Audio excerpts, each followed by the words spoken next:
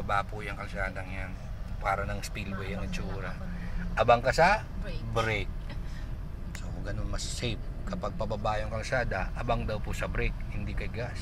Naka-brake cover tayo. Pag bumilis, pigilan mo ng konting brake, babagal yan. Kasi malalim po yung pababa natin. Yan, pinigilan ng konti. Tapos sobrang bagal naman, bitawan mo naman kasi mamamatay na yung makina niyan. Hindi natin kailangan pahintuin, kailangan mo lang pabagalin. Pwede ka bubusina kahit isa. Nakalimutan ko po kung saan ang busina. Nasa gitna lang po ng manibela. Yan. Or dito. Sa babad na baba. Pip. Pindutin mo lang. Okay, nakaisa na. Sa part na to ma'am, magagas ka. Pero very light lang ma'am kasi kakanan din po tayo dyan. I-ready mo na po yung signal light to the right.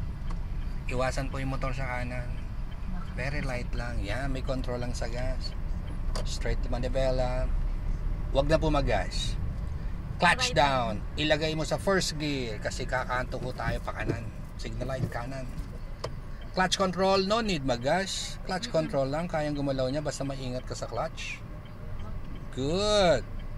So kakanan po tayo ha. Iwasan po yung mga nakaparada sa langanin. Dami na dito. Sige po, ikot pa. Ikot pa po. Ikot pa po. Kaliwa naman, more kaliwa para maiwasan yung tricycle. Di ba? Sa test track libre kami. Dito marami kaming kasama.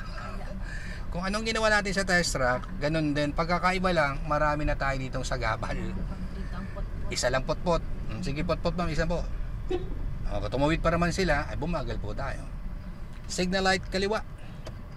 Clutch control pa rin, wag muna masyado sa gasolina. Kasi kakaliwa lang naman po tayo dyan sa nilabasan ng motorsiklong yan. Kakaliwa ka lang naman. Okay, sige lang. Malayo po yung iba. Focus ka sa harap lang, wag sa likuran. Sa harap tayo po focus. Ikot manibela. Dagdagan kung kulang ha. Babalik sa straight. Okay, iwasan po yung naglalakad sa right side. Hindi man po tatabihan. Tayo po mag-a-adjust yan. Ilalayo mo yung buong shell ng sasakyan natin. Alright. Makikiagi mga ati. Yan, straight na naman. Pwede ka mag-gas ng konti. Pag straight, pwede ka mag-gas ng konti. Konti lang. Tapos layo lang tayo dyan sa mga sagabal sa atin.